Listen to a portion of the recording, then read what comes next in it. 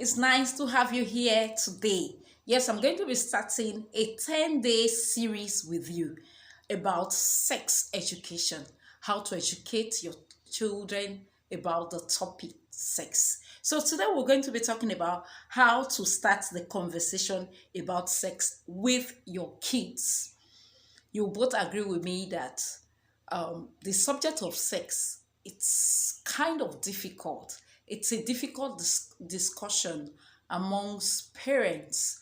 Most times they find it difficult to talk about sex, but it doesn't always have to be that way. Why is it difficult anyway? My name is Rukewe Oko, and I'm going to be your parenting coach talking about sex education, how to start a conversation of sex with your kids. So it doesn't have to be a difficult discussion. Most times, adults find it difficult to talk about sex to children. And let me just tell you the implication or the consequences of not discussing sex education with your children. Number one, many a times when you don't discuss sex education with kids, the kids will end up getting to learn it somewhere. And if you don't teach them, they will find out somewhere. So that's the more reason why we need to teach them. Before now, we used to have child abuse, sexual trauma from people we know, adults that we know. Many a times you discover that this child abuse, sexual trauma actually comes with people that these children already know. But now we have the internet. We are in the digital age where the internet sexually abuse our children. So even if there is nobody in the physical environment to actually have this intimate relationship with your kids, you have the internet there, which you have little control over. And these are the more reasons why you need to allow your children know about it before the internet teaches them. Or is that what you want? I was listening to someone on this topic and he said it is called sexual neglect. A child that is not being taught about sex, taught about their sensitive organs, it's called sexual neglect. Everybody's got feelings. These children has feelings. Teenagers has feelings. Adult has feelings. So it is natural for everyone to feel this sexual feeling. And it is also necessary as parents to be able to communicate these feelings to children, express it in the age-appropriate way. And the truth is, let us make these children understand that these feelings are natural. They are natural. In most cases, when we make it feel like, this is a hard discussion, it runs into the brain to let them know that this is a no-no discussion. It's a bad thing to talk about. And the next thing they feel is you are the wrong person to discuss issues of that sort with. And they look for people that will discuss it with them. And who are the people that will discuss it with them? You and I know that it's not what we want. And that is why we need to be open with our children when it comes to discussion of sex. It doesn't have to be a tough discussion. It doesn't need to be something that should be a difficult thing. It should be something you discuss with ease. We have what we call the teaching moment or teachable moments. Every teachable moment should be taken advantage of. While watching TV, while taking them to school, or wherever, it should be taken advantage of to be sexual education. So, let's get down into it. We have what we call age-appropriate discussion. From the ages of, the first question I will even ask, when do you think is the right age for a child to start learning about sex education? as early as age 0. The child should start learning, because we are in this environment. We are in this environment where you get to learn whether it's being taught or not. So let the world not be the one to teach them. Rather, let us be the one to teach them. So we have age-appropriate ways of passing on the message. For ages 2 to 4, let's start from there. Ages 2 to 4, you teach them their body parts. Let them know the name. Penis is penis. For the female, vagina is vagina. Don't start calling it your tinti, your wanting to call. Let them know. If it's a male child, this is your penis. If it's a female child, this is your vagina. When you call these private parts by name, they get to, it removes that shame that people feel while talking about it. So they grow up with that knowledge that this is my penis. There is no shame in the discussion when it comes to it. You tell them this is the name and that is the name. Another thing we should do, even at that age too, we should let them know that these places are private for you alone. Nobody should touch it. Nobody should touch it, except for particular reasons. Maybe you are being baited, they are baiting them or something. But it should not be played with, it should not be touched. And anybody that touches this private part reports to mommy, reports to daddy. Let them know. And teach them how to say no. If uncle doesn't want a hug, then no. Run to mommy and daddy. Tell them. Tell them. That's for ages 2 to 4.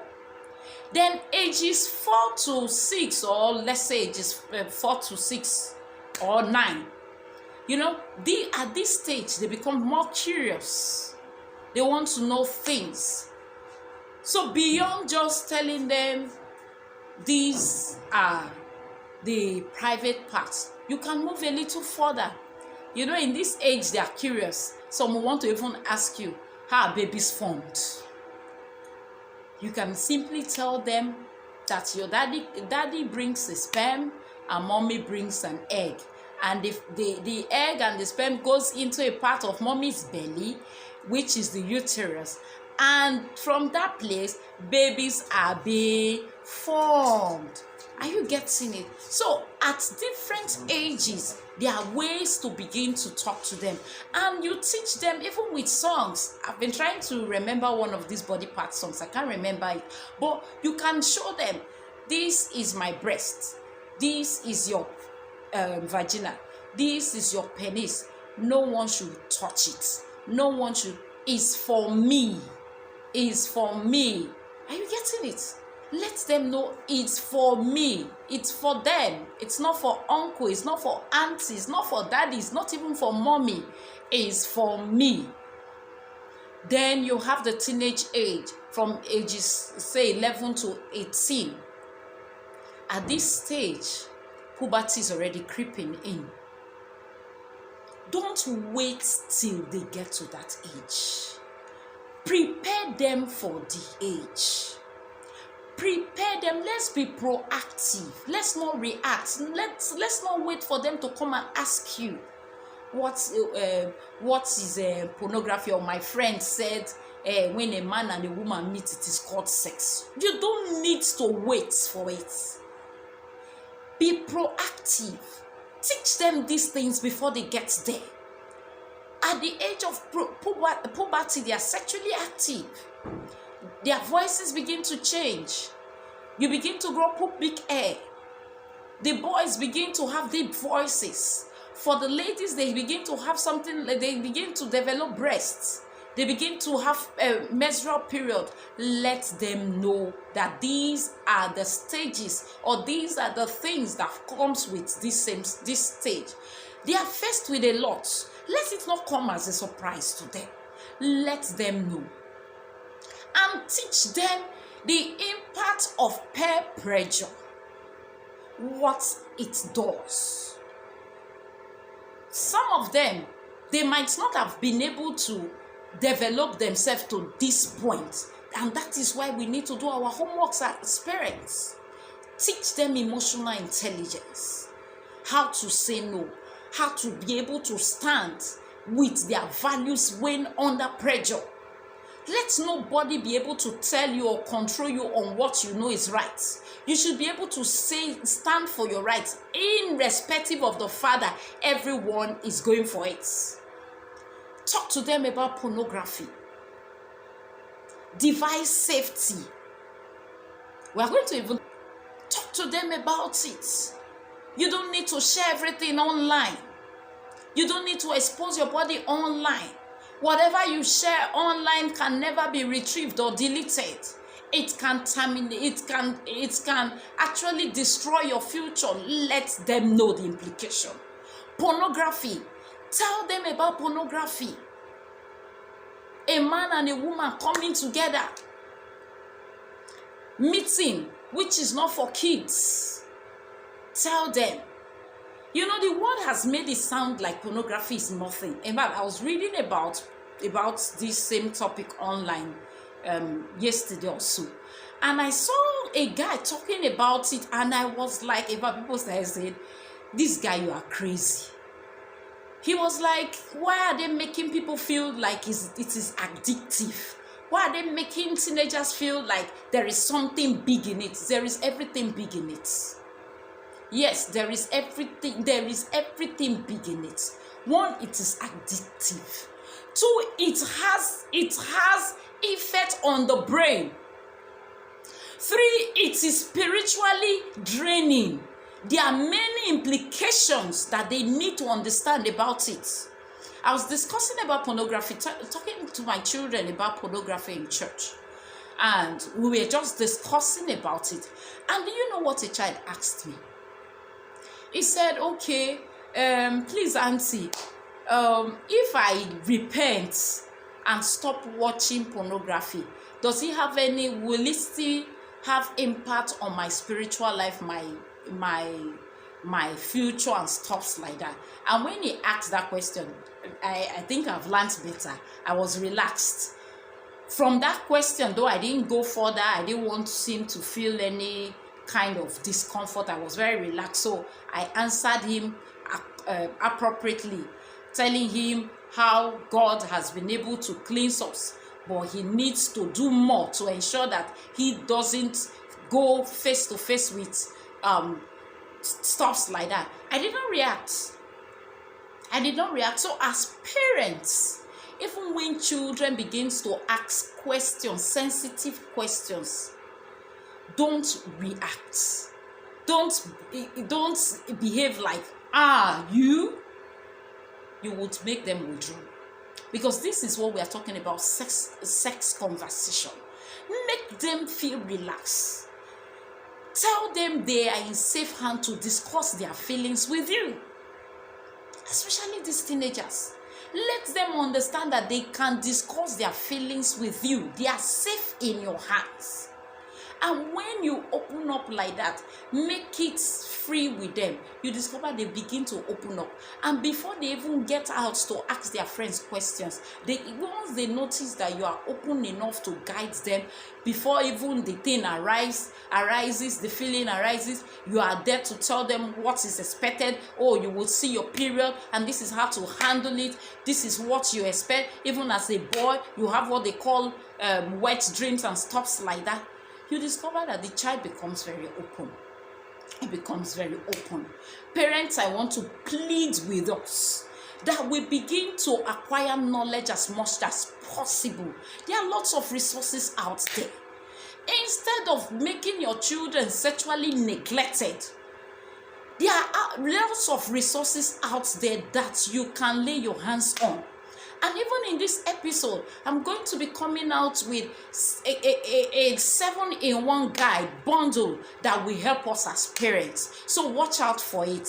A 7-in-1 bundle that we will be using as our guides, templates, workbook that we can actually use to ask our children questions, and the way we can come in to ask them different sexual related questions. There is one that I wrote 30 questions that, or 30 ways, I cannot remember, 30 ways you can ask sexual questions or something like that. I cannot remember them all by heart, but there are 7 of them.